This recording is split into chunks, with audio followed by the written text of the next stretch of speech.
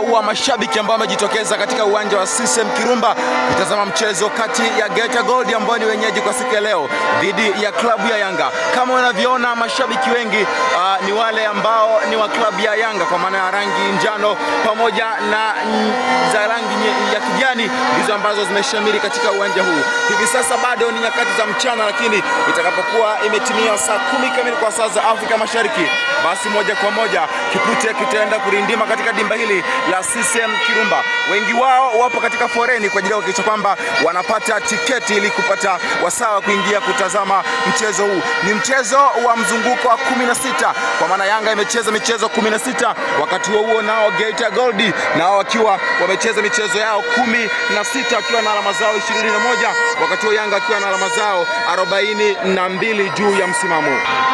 Ndani ya uwanja ndio kama inavyoonekana katika uwanja wa CCM Kirumba, mashabiki ndio wanaingia taratibu kama unavyoona, lakini huo ndio pichi ama uwanja ambao utatumika kwa siku ya leo, uwanja wa CCM Kirumba ukiwa tayari kabisa kwa mtarange huu wa ligi kuu Tanzania bara kati ya Geita Gold dhidi ya klabu ya Yanga. Baadhi ya viti bado ni vyeupe kwa maana ya kwamba mashabiki wapo nje wakijipatia tiketi zao, lakini awali wapo ambao wamewahi mapema kabisa asubuhi na kuweza kuingia pale ambapo milango ilifunguliwa, walipata wasaa wa kuingia mapema.